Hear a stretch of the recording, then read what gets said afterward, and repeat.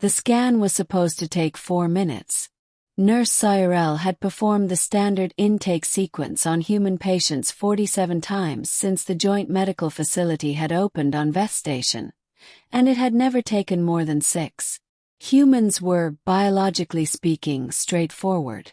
Carbon-based, bilaterally symmetrical, with a circulatory and nervous system that her training had covered in a single module. They were not complicated. The scanner agreed with her on this reliably every time. Till now. The man on the bed was named Calder Moss. His intake form said 32 years old, male, human, brought in following a pressure seal failure in the outer ring that had knocked him unconscious for approximately 8 minutes. No known allergies. No listed medical history beyond a shoulder fracture at 19. Standard stuff. She had placed the sensor patch, initiated the scan, and turned to update the intake log. The scanner made a sound she had never heard it make before. Not an alarm. Not an error.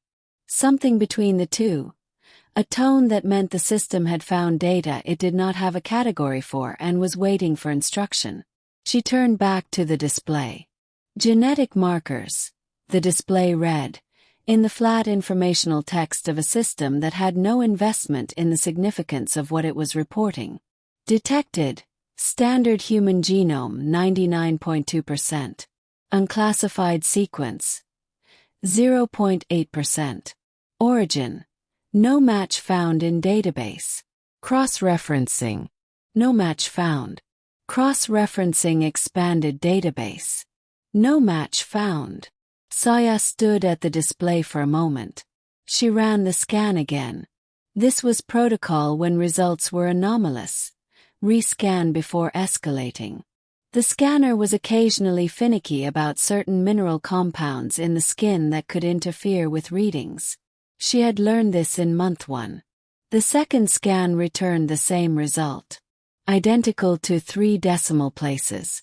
She ran it a third time with a manual calibration override, which eliminated every known source of interference and took twice as long and was, in her 3 years at this facility, something she had used exactly once before, on a patient who turned out to have been eating a mineral supplement that the scanner interpreted as a secondary organism. Third scan. Same result. 0.8% unclassified sequence. Origin, no match. Calder Moss opened his eyes at the 50-minute mark, which was when the sedative they had given him for the pressure headache had worn off. He looked at the ceiling for a moment with the careful attention of someone assessing whether they were where they expected to be, and then he looked at Saya. "How long was I out?" he said. "The initial event was approximately 8 minutes, Saya said. "You have been here for 50. He sat up slightly, noting the sensor patch on his chest. "Routine scan takes 4 minutes, right? I've had them before." "Yes," she said. "So why are you looking at me like that?" She realized, looking at him in a way that was probably visible. She had been trained to maintain clinical neutrality, and she was generally good at it. And she was currently failing at it in a way that a patient with any observational ability at all would notice. "I need to ask you some questions," she said, "before I explain the results." "Results," he said. "Of a routine scan." "Yes." He looked at her for a moment. "That's not a tone that goes with routine."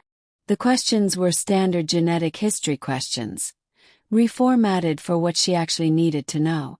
Parents. Both human, both from Earth's northern continent, both with documented medical histories that she had requested from the station records and received within minutes and which showed nothing anomalous. Grandparents, all 4 documented human. No adoptions, no gaps in the family record, no known genetic interventions. "What are you looking for?"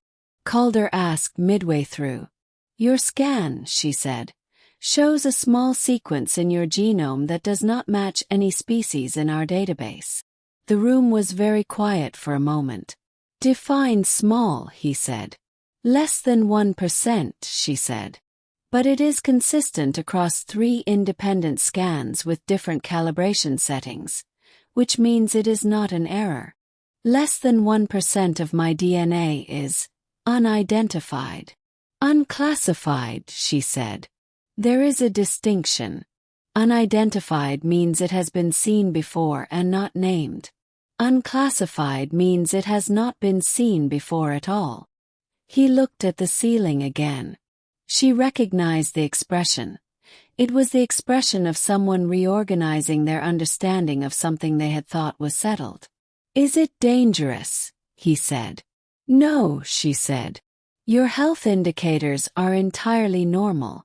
Better than normal, actually. Your cellular repair rate is in the top 4% of human patients we have processed. And your neural resilience markers are off the standard chart in a direction that is not a problem. It is simply unusual. Unusually good, he said. Unusually good, she confirmed. She spent the next 2 hours cross-referencing everything she could access.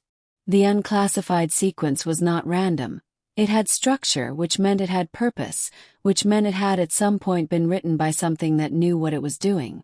The structure suggested it was regulatory in nature, not doing anything visible, but sitting alongside the standard human genome the way a parallel instruction set sits alongside primary code, dormant and waiting. Waiting for what was the question she could not answer. She brought her findings to Dr. Vensoth, the facility's chief medical officer, a Veth physician with 40 years of practice and the specific unflappability of someone who had seen everything and been surprised by very little. He looked at the scans for a long time. How old is the patient? He said. 32, Saya said. And the sequence is integrated, he said. Not a question. Fully, she said. It is not a recent introduction. The integration pattern suggests it has been present since conception. Dr. Vensoth set the scan down.